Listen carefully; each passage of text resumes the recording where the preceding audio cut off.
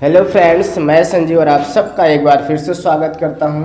और आज फिर से हम लोग नेक्स्ट लेक्चर यानी कि लेकर आए हैं आपके लिए। सेकंड लेक्चर है जो कि क्लास 10th का सोशल साइंस इस समय सीरीज चल रही है अपनी, जिसमें चैप्टर 2 चल रहा है। चैप्टर 2 का फर्स्ट पार्ट कल हम लोगों ने लगभग 32 या 3 मिनट्स की वीडियो में हम लोगों ने समझा था। और सबसे बड़ी बात यह थी कि मैंने कल सोशल साइंस को आपको कनेक्ट करके बताया था क्लास 9th से कैसे फर्स्ट पार्ट है, फिर आपके 10th में सेकंड पार्ट है राजनीति का, जो कि बहुत ज़्यादा व्यापक रूप से डिटेल बताया गया एनसीईआरटी में बहुत ही तरीके से।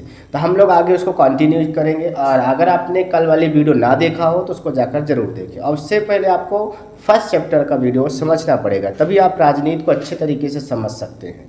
तो चलिए आइए हम लोग शुरू करते हैं। इसमें देखिए, हम लोगों ने कल यही बात इसके पहले ख़त्म किया था और यहीं से आज फिर हम लोग स्टार्ट करते हैं। आई होप कि आपने देखा होगा तो समझ जाएंगे। देखिए, इसमें ये क्वेश्चन पूछता है क्या समझा क्या जाना। यहाँ पे आपसे सवाल आ रहे हैं, थोड़े से यहाँ जानकारी दी जा रही है एक्स्ट्रा। तो क्या लिखा हुआ है, कुछ नेपाली नागरिक थे। नेपाली मतलब नेपाल देश जो हमारे पड़ोसी देश है हमारे भारत देश का, तो वो वहाँ के नागरिक अपने संविधान में संघीय व्यवस्था अपनाने की बात कर रहे थे। संघीय व्यवस्था जो होती है उसको अपनाने की बात कर रहे थे। उनकी चर्चा कुछ इस प्रकार थी। उनकी चर्चा क्या थी समझिएगा। खगराज कहता है, एक मान लीजिए कोई व्यक्ति रहा होगा नागरिक, मुझे संघीय व्यवस्था पसंद नहीं है। वो कहता मुझे संघीय व्यवस्था पसंद नहीं है, इससे भारत की तरह हमारे यहाँ भी सीटों को आरक्षित करना पड़ेगा, सीटों को। सही बात है। मीता कहती है, दूसरे कैंडिडेट हैं, पात्र है, नागरिक हैं, हमारा देश तो कोई बड़ा नहीं है, हमें संघ की क्या ज़रूरत है। मीता कहती है हमारा देश तो बहुत बड़ा है, वैसे भी नेपाल बहुत छोटा देश है। तो इसमें कहाँ से है। बाबूलाल कहते हैं, दूसरे व्यक्ति नागरिक हैं, मुझे लगता है कि अगर तराई क्षेत्र की अपनी अलग राज्य सरकार बने तो क्षेत्र को ज़्यादा स्वायत्ता मिल सकेगी। तराई क्षेत्र यानी निचले हिस्से की जो क्षेत्र आबादी थी, वो कहते हैं अगर इसको अलग से राज्य सरकार बने तो ज़्यादा स्वायत्ता मिल सकती है हमारे यहाँ। ठीक है, ये उन्होंने बात की। राम गणेश नामक थे, उन्होंने कहा मुझे संघीय व्यवस्था पसंद है। उनको देखिए, एक व्यक्ति आए नागरिक जिनको कह रहे हैं कि हमें संघीय व्यवस्था पसंद है, क्योंकि इसका मतलब होगा कि पहले राजा जिन शक्तियों का प्रयोग करता था उनका इस्तेमाल इस व्यवस्था में हमारे निर्वाचित प्रतिनिधि करेंगे, यानी जिनको हम वोट दे करके जिताएंगे, जो हमारे लिए सत्ता पर बैठेंगे। पहले राजा लोग यही शक्तियां अपनाते थे, अब वो हमारे द्वारा चुने गए प्रतिनिधि कर रहे हैं। तो इसमें क्या बुराइयां हैं, क्योंकि उनको हमने चुनकर भेजा है। तो इससे अच्छा क्या है, आगे देखते। अगर आप इस चर्चा में शामिल होते तो प्रत्येक टिप्पणी पर आपकी क्या प्रतिक्रिया होती, इनमें से किसने संघीय व्यवस्था को लेकर गलत टिप्पणी की है।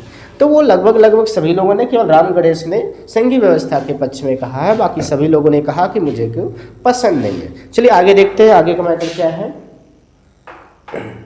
देखिए, अब आता है भारत में संघीय व्यवस्था, जहाँ हम लोग जिस देश में रह रहे हैं, यहाँ की संघीय व्यवस्था कैसे काम करती है आपको बाखूबी समझना चाहिए। चलिए हम इसको आपको जरूर समझाएंगे। तो चलिए देखिए, भारत में संघीय व्यवस्था क्या होती है, इसको मैटर करता है। हमने पहले देखा कि बेल्जियम और श्रीलंका जैसे छोटे देशों को भी अपने यहाँ की विविधता को संभालने में बड़ी मुश्किल हुई थी आती है। सोचिए कि भारत जैसे विशाल मुल्क में, जहाँ पे इसमें लगभग 141 से 42 करोड़ की जनसंख्या है, वहाँ पे कैसे संभाली जाए। विशाल है, जहाँ बहुत सी भाषाएं, यहाँ बहुत सारी भाषाएं हैं, धर्म है, क्षेत्र लोग रहते हैं। हमारे देश में सत्ता की साझेदारी की क्या व्यवस्था है, ये हमको जानना पड़ेगा। आइए संविधान से ही शुरुआत करें। हम लोग संविधान से जानने का प्रयास करते हैं। जो क्लास 9th में आपने पढ़ा होगा संविधान का निर्माण, उसमें आपको बताया रहा होगा संविधान कैसे कैसे निर्माण हुआ, उसकी ज़रूरत कैसे हुई, ये सब कुछ आपने देखा होगा। नहीं देखा तो हम उसको क्लास 9th की भी सीरीज आने वाली है जिसमें हम आपको बताएंगे। तो आइए संविधान से शुरुआत करेंगे। एक बहुत ही दुखद और रक्त रंजित विभाजन के बाद, यानी दुखद और रक्त रंजित का मतलब होता है कि बहुत ज़्यादा कष्टदायक वो अलगाव था जब पाकिस्तान अलग हुआ, उधर बांग्लादेश, सभी मतलब यहाँ से अलग हुए। तो बहुत ज़्यादा लड़ाई झगड़े हुए और बहुत ज़्यादा कलह हुई थी, संकटाएँ, यानी कि लोगों को बहुत ज़्यादा तकलीफ हुई थी। उसके बाद जाकर के रक्त रंजित विभाजन के बाद भारत आज़ाद हुआ था।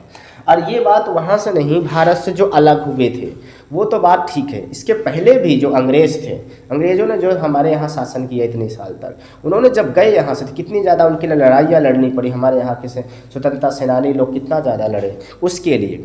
तो ये उनकी बात भी कर रहा है। ठीक है, दोनों की बात हम कनेक्ट कर लेते हैं। आज़ाद हुआ, आज़ादी के कुछ समय बाद ही अनेक स्वतंत्र रजवाड़े भारत में विलीन हो गए। देखिए हाँ, उसी समय की बात किया जा रहा कि जब अंग्रेज़ों से हमारे यहाँ मुक्त हुई। और जब हमारे यहाँ मुक्त हुई तो हमारे यहाँ क्या है कि बहुत सारे राज्य स्वतंत्र थे पहले। क्या है कि जो राजा राज करता था वो अपना एक स्वतंत्र राज चलाता था। तो जब वो राजा चले गए, अंग्रेज चले गए, उनकी हुकूमत चली गई, तो अपने यहाँ क्या है कि बहुत सारे राजा रजवाड़े बन गए और थे भी पहले से भी, तो वो क्या चाहते थे, स्वतंत्र रहना। और इसमें देखिए अब कुछ भारत में विलीन हो गए। क्या था, उस समय ये चीज़ कहा गया कि जितने भी स्वतंत्र राज्य भारत में लीन होना चाहते हैं, विलीन होना चाहते हैं, उसमें जुड़ करके एक बड़ा सा राज्य बनाना चाहते हैं, एक देश, वो सब जुड़ जाए। तो बहुत सारे राजाओं ने इनमें आजाद यानी कि विलीन हो गए। भारतीय संविधान ने भारत को राज्यों का संघ घोषित किया। वो देखिए, राज्यों का संघ, ग्रुप ऑफ स्टेट्स कहा गया। क्यों? क्योंकि इसमें बहुत सारे राज्य जुड़ करके एक भारत देश बना था। अकेला भारत कोई नहीं है, उसमें राज्यों का संघ है। इसीलिए संविधान में भी लिखा हुआ है भारत एक राज्यों का संघ है। ठीक है, जैसे भारत बहुत सारे संघ इसमें जुड़े हुए हैं। देखिए इसमें राज्यों का संघ घोषित किया। इसमें संघ शब्द नहीं आया, पर भारतीय संघ का गठन संघीय शासन व्यवस्था के सिद्धांत, आगे देखते हैं हम लोग, सिद्धांत पर हुआ है। ये देखिए, यानी कि यहाँ पे एक बहुत सारे राज्य यानी कि राज्यों को जब मिलाकर की कोई व्यवस्था बनाई जाती तो संघीय व्यवस्था में ही आ जाता है। तो चलिए देखते हैं पर हुआ। आइए अपने ऊपर संघीय व्यवस्था की जिन 7 विशेषताओं का जिक्र किया था उनको देखते, उन्हें फिर से देख लें। हम देख सकते हैं कि सभी बातें भारतीय संविधान के विभिन्न प्रावधानों पर लागू होती है। यहाँ का जो संविधान है, जो एक शर्त होती है कि संघीय व्यवस्था का जो शर्त होती है उसको पूरी तरह से फॉलो करता है। संविधान ने मौलिक रूप से 2 स्तरीय शासन व्यवस्था का प्रावधान किया था, जो कि एक संघ सरकार होती है या हमारे जिसे केंद्र सरकार कहते हैं हम लोग। केंद्र सरकार इसमें जो नरेंद्र मोदी जी हमारे हैं, और राज्य सरकारें केंद्र सरकार को पूरे भारतीय यानी कह सकते हो कि केंद्र सरकार को पूरे भारतीय के रूप में यानी कि का प्रतिनिधित्व करना था। यानी कि इसमें देखिए केंद्र सरकार जो होती है पूरे भारत देश का प्रतिनिधित्व करती है। ठीक है, हाँ। बाद में पंचायतों नगर पालिकाओं के रूप में संघीय शासन व्यवस्था का एक तीसरा स्तर भी जोड़ा गया। पहले क्या था, केंद्र सरकार और राज्य सरकार 2 थे जो कि कंट्रोल करते थे पूरे भारत। फिर उसके बाद इसमें आया पंचायतों और नगर पालिकाओं, जो नगर निगम होते हैं, बड़े शहर होते हैं, वहाँ पे क्या है नगर निगम चलता है, और गाँवों में क्या है, पंचायत चलता है। तो रूप में संघीय शासन का एक तीसरा स्तर भी जोड़ा है। किसी भी संघीय व्यवस्था की तरह अपने यहाँ भी 3 स्तरों की शासन व्यवस्थाओं के अपने अलग अलग अधिकार क्षेत्र हैं। आपने देखा, मैं आपको जानकारी के लिए बता दें, अपने यहाँ भी जैसे मैं इसमें रीवा में हूँ, तो इसमें यहाँ पे क्या है, नगर निगम चलता है। ठीक है, महानगरों में भी नगर निगम चलता है, और गाँवों में ग्राम पंचायत चलती है। ये एक सरकार हुई ग्राम पंचायत, फिर नगर निगम को जोड़ती है, जो कि फिर एक जिला स्तरीय होता है, और उसके बाद और बड़ा चले जाए तो संभाग लेवल की कुछ सरकारें, उसके बाद चला जाए तो राज्य सरकारें, फिर केंद्र सरकारें हैं। तो मतलब यहाँ पे मुख्य रूप से 3 सरकारें हुई, यानी कि केंद्र सरकार, राज्य सरकार और नगर निगम पंचायत, जो ये हैं गांवों को संभालती हैं। ऐसे करके यहाँ पे सभी का अधिकार क्षेत्र अलग अलग है और सभी को अलग अलग रूप से बंटवारा किया है। संविधान में स्पष्ट रूप से केंद्र और राज्य सरकारों के बीच विधायी अधिकारों को 3 हिस्से में बांटा गया है। विधायी अधिकार, जो कि विधायी अधिकार होते हैं विधायी यानी कि कुछ बनाने का, ये 3 सूचियाँ इस प्रकार है। 3 सूची रखी गई है। कितनी? 3 सूची रखी गई है, जो कि केंद्र सरकार और राज्य सरकार में बांटी गई है। 3 सूचियाँ कौन कौन सी हैं, जो कि हमने आपको कल जिक्र किया था। संघ सूची एक होती है, संघ सूची। देखिए इसमें क्या होता है, में प्रतिरक्षा, विदेशी मसले, बैंकिंग, संचार और मुद्रा जैसे राष्ट्रीय महत्व के विषय हैं। संघ सूची में क्या होता है, इसमें बड़े बड़े मुद्दों को रखा गया है। ठीक है, बड़े बड़े मुद्दों को बोला जाए ना, इसमें देखिए संघ सूची में प्रतिरक्षा, विदेशी मसले जो विदेशी इंटरनेशनल होते हैं, प्रतिरक्षा, बैंकिंग, बैंक से रिलेटेड पूरा, इंटरनेशनल नेशनल जैसे भी हो, संचार और मुद्रा जैसे करेंसी, जो कि कभी नोट छापना है, कभी नहीं छापना, बंद करना है, सब चीज़ें संघ सूची में आते हैं। पूरे देश के लिए इन मसलों में एक तरह की नीतियों की जरूरत है, इसी कारण इन विषयों को संघ सूची में डाला गया। संघ सूची यानी केंद्र सरकार, देखिएगा अभी या फिर देख लेते हैं। सूची में वर्णित विषयों में बारे में कानून बनाने का अधिकार सिर्फ केंद्र सरकार को। वो देखिए संघ सूची में राज्य को नहीं संघ बोला गया। यहाँ पे जो संघ सूची है उसमें केवल केंद्र सरकार ही अपना अधिकार जमा सकती है और उसमें बदलाव कर सकती है। जो भी उसमें क्षेत्र अधिकार क्षेत्र उसका यूज कर सकती, केवल केंद्र सरकार। पहली सूची हुई। दूसरी सूची की बात हम लोग करेंगे आगे, देख लेते हैं। अगली है राज्य सूची। राज्य सूची क्या है, राज्यों वार बांटा गया। ठीक है, राज्य सूची में पुलिस, व्यापार, वाणिज्य और कृषि और सिंचाई जैसे प्रांतीय और स्थानीय महत्व के विषय हैं। ये जो विषय हैं ये बहुत ज़रूरी है। पुलिस, व्यापार, पुलिस जो होती है पूरे राज्यों में होती है, जिलों में, सभी जगह, गांव-गांव, वो पुलिस, व्यापार, जितना भी बिजनेस चलता है, वाणिज्य यानी कि पैसे का लेन देन, कृषि और सिंचाई जैसे महत्वपूर्ण, जैसे प्रांतीय और स्थानीय महत्व के विषय, राज्य सूची में वर्णित विषयों के बारे में सिर्फ राज्य सरकार ही कानून बना सकती है। इसमें केवल राज्य सरकार ही लागू कर सकती है, बना सकती है। केंद्र सरकार जबरन थोप नहीं सकती इस चीज़ को। एक है समवर्ती सूची। समवर्ती सूची क्या है? अब देखिए, बात यहाँ पे ये आ जाती है कि जैसे एक संघ सूची हो गई जो केंद्र सरकार के अधीन है, ठीक है, उसमें जो भी विषय डाले गए हैं वो सब केंद्र सरकार के अधीन है। एक हो गई राज्य सूची जिसमें केवल राज्य सरकार होती है, लेकिन कुछ ऐसे मसले होते हैं इंटरनेशनल या फिर नेशनल लेवल में कि जिन पे दोनों लोगों का सहमत होना जरूरी है, इसलिए कुछ मसलों को यहाँ पे समवर्ती सूची में रखा गया है जिसमें दोनों का अधिकार दिया गया है कि आप भी इस पर कानून बना सकते हैं और आप भी इस पर कानून बना सकते हैं। लेकिन अगर मान लीजिए कभी टाई पड़ गया, केंद्र सरकार ने भी उसी पर कानून बना दिया और राज्य सरकार ने बना दिया, तो किसका सर्वमान्य होगा, इस पे बात करते हैं। इसमें दिया होगा, मैं आपको बता दूंगा। समवर्ती सूची में शिक्षा है, जैसे एजुकेशन, अभी नया एजुकेशन पॉलिसी है, इसमें केंद्र सरकार ने बनाया और राज्यों को दिया, सभी राज्य अपना रहे हैं। वन है, जंगल मजदूर, संघ, विवाह, गोद लेना और उत्तराधिकारी जैसे विषय हैं जो केंद्र के साथ राज्य सरकारों के साझेदारी दिलचस्पी में आते हैं, यानी कि इसमें राज्य सरकार भी दिलचस्पी लेती है और इंटरफेयर कर सकती है। अब देखिए आगे चलते हैं हम लोग। इन विषयों पर कानून बनाने का अधिकार राज्य सरकार और केंद्र सरकार दोनों को ही है, दोनों को है समवर्ती सूची में, ठीक है। तीन सूची समझिएगा क्या होती है, ठीक है। चलिए आपको और एक चीज़ हम दिखाते हैं यहाँ पे थोड़ा सा। चलिए आइए देखते हैं। इसमें देख पा रहे हैं आप, इसमें जैसे 3 सूचियाँ बनाई गई, ठीक है। कौन कौन सी सूची हम देखेंगे, इसको समझेंगे थोड़ा सा। 3 सूची कौन कौन सी बना दी गई इसमें? एक आपने देखा संघ सूची, इसको समझिएगा ध्यान से, बहुत बड़ा मैटर है ये। एक हो गई आपकी राज्य सूची, ठीक है।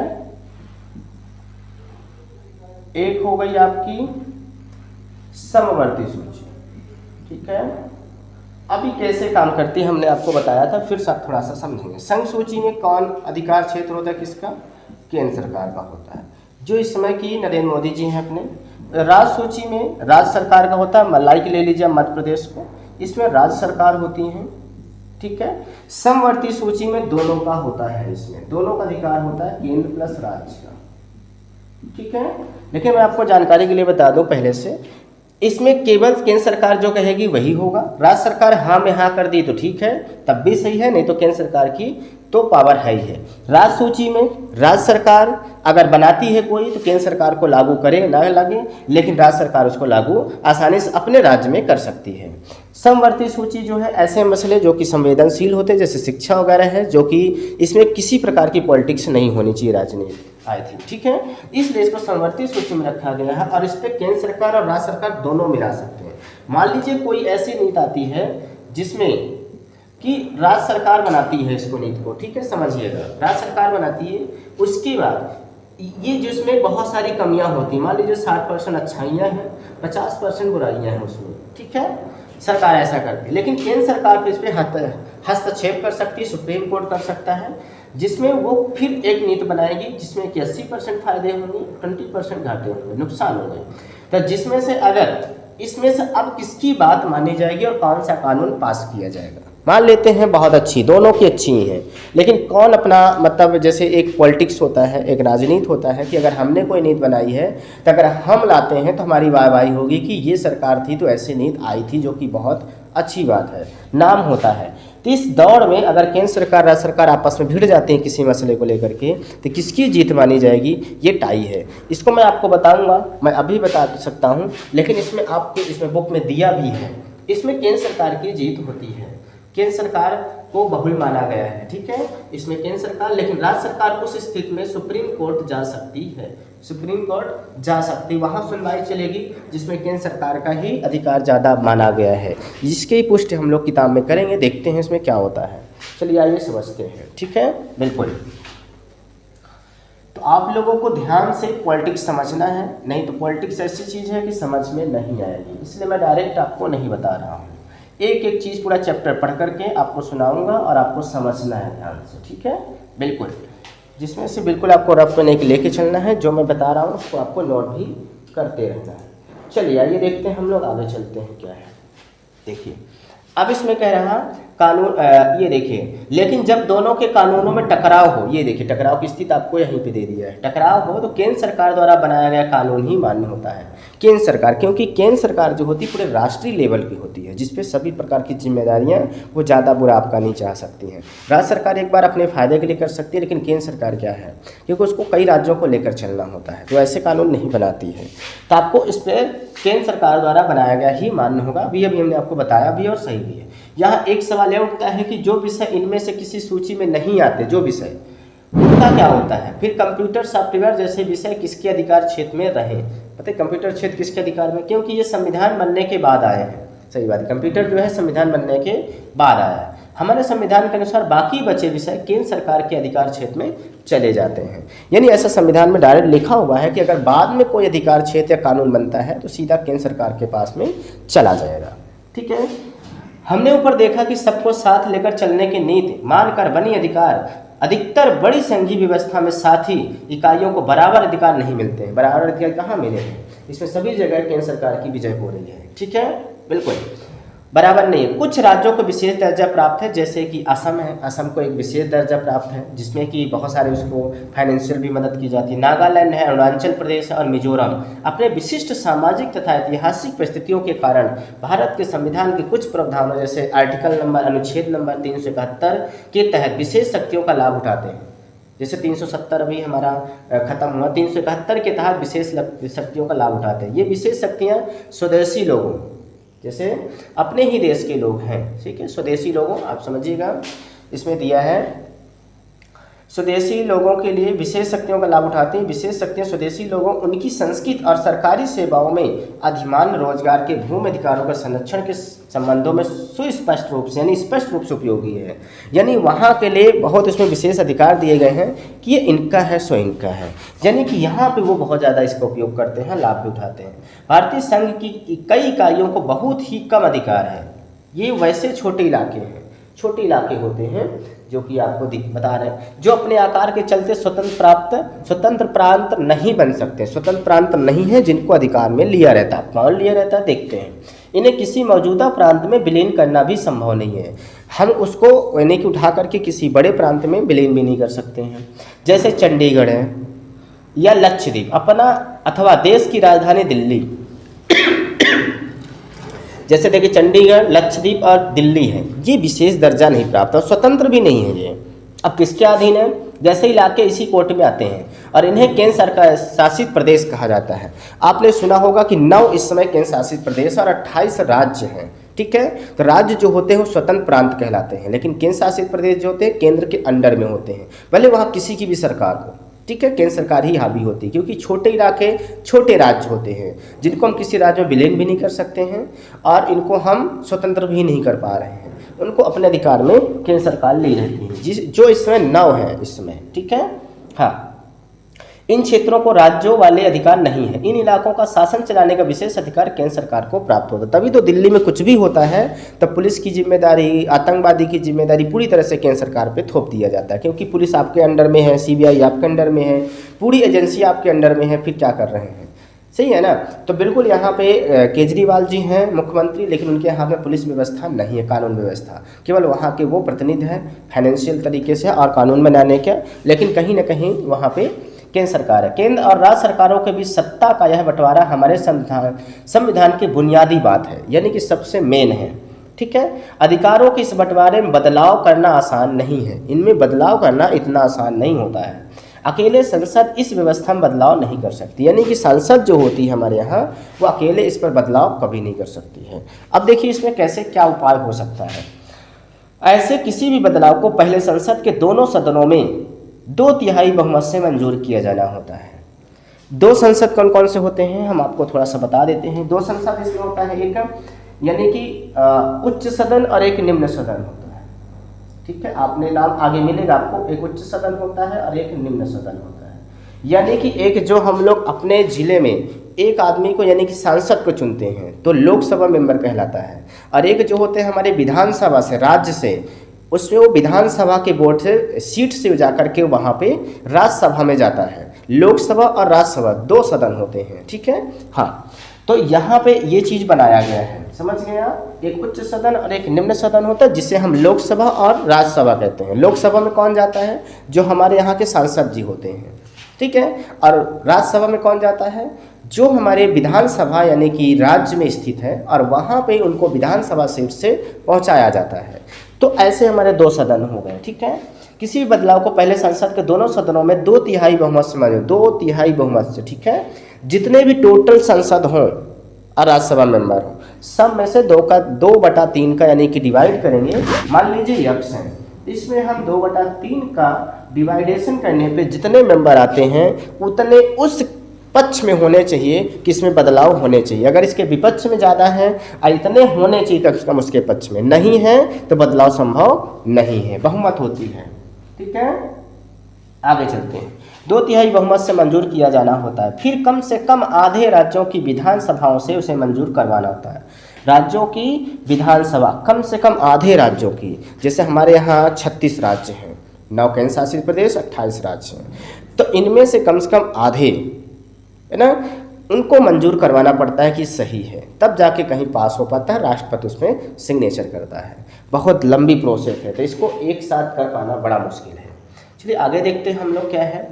संवैधानिक प्रावधानों और कानूनों के क्रियान्वयन की देखरेख में न्यायपालिका महत्वपूर्ण भूमिका निभाती है। जैसे सुप्रीम कोर्ट है, जो कि नेशनल मामले होते हैं, उसको सुप्रीम कोर्ट हमारी देखती है, उच्च न्यायालय देखता है, तो उसमें इसकी बहुत भूमिका होती है। मान लीजिए कि अगर केंद्र सरकार कोई इसमें पहल भी करती है कि बदलाव होने चाहिए, लेकिन केंद्र सरकार 2/3 यानी कि जो सांसद है, मेंबर है, 2/3 नहीं रेडी होते हैं, उनके पक्ष में नहीं है, लेकिन वो मैटर सही है, बदलाव होना चाहिए, बहुत अच्छा है, लेकिन नहीं मानते हैं, तो इसके लिए फिर सुप्रीम कोर्ट जाना पड़ जाता है। और वो अहम भूमिका निभाती है, वो निरीक्षण करती है, जांच करती है, सबकी सुनवाई करती है कि कौन सही है कौन गलत है, उसके अकॉर्डिंग वो फिर वो जो फैसला करेगी वो सबको मानना पड़ता है, सबसे ऊपर। तो महत्वपूर्ण भूमिका निभाती है। शक्तियों के बंटवारे के संबंध में कोई विवाद होने की हालत में फैसला उच्च न्यायालय और सर्वोच्च न्यायालय में ही होता है, ठीक है। सरकार चलाने और अपनी जिम्मेवारियों का निर्वाह करने के लिए जरूरी राजस्व की उगाही के संबंध में केंद्र और राज्य सरकारों को कर लगाने और संसाधन जमा करने का अधिकार है। यानी अपनी अपनी जिम्मेदारी जो होती है उसको निर्वहन करने के लिए और सभी पे कर लगाने का, और सब केंद्र सरकार राज्य सरकारों को कर लगाने और संसाधन जमा करने का अधिकार स्वयं प्राप्त होता है, ठीक है। ये हमने आपको देखा, यहाँ तक देख लिया है, ठीक है। अब चलते हैं, यहाँ पे कुछ सुनो रेडियो दिया गया है। सुनो रेडियो क्या है देख लेते हैं। आकाशवाणी हो रहा है, आकाशवाणी पर हफ्ते तक एक राष्ट्रीय और एक क्षेत्रीय समाचार बुलेटिन आता है। यहाँ पे काटना पड़ेगा। आकाशवाणी पर एक हफ्ते तक एक राष्ट्रीय और एक क्षेत्रीय समाचार बुलेटिन रोज सुने।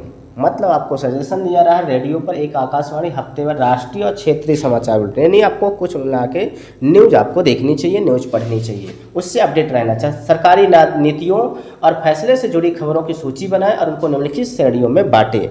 जो राष्ट्रीय नीतियाँ होती हैं, जो राज्य सरकार बनाती हैं, केंद्र सरकार बनाती हैं, क्या अपडेट हो रहा है, क्या रूल बन रहे हैं, क्या कानून बन रहे हैं, इनमें आपके थोड़ा सा अपडेट होना चाहिए, क्योंकि आप स्टूडेंट हैं, ये नॉलेज होना चाहिए। इससे सिर्फ केंद्र सरकार से जुड़ी खबरें पहले पॉइंट पे आप करें, दूसरे पर आपके या किसी अन्य राज्य सरकार से जुड़ी खबरें करें, केंद्र और राज्य सरकार के संबंध में खबरें एकत्रित करें, ठीक है।